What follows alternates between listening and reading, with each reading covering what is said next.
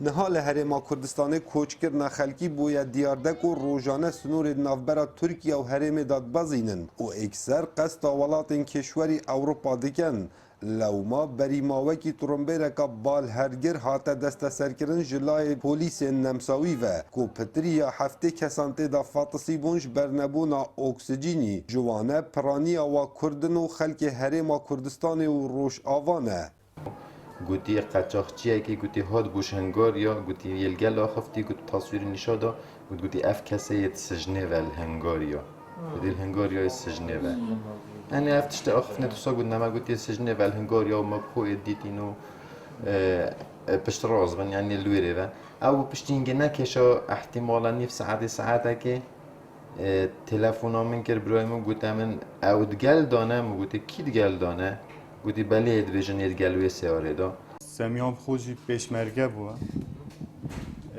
واجبی دا بوده پشتی اجازه ول کردی هات با ما هر گویی در کردم کسی راضی نبود بچیتش در بس لی اف چند هیوی دماغی که یعنی هند وضع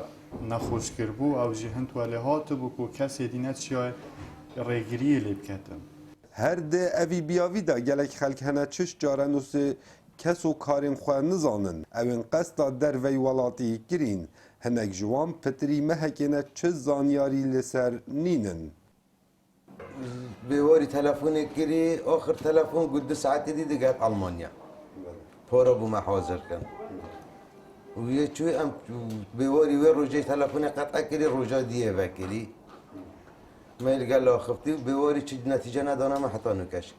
هر جدست پیکا شر داعش و قیران آبوری و سیاسی و چونا گنجان بود در وی ولاتی دزیده بونه دایه هر وکی خلق دنه خویا کرن کو گلک هوکار هنه وکو کریزا دارایی و ناکوکی سیاسی هر وسط جافله کرن لورا چونا در وی ولاتی بویا دیاردکا سرتاسری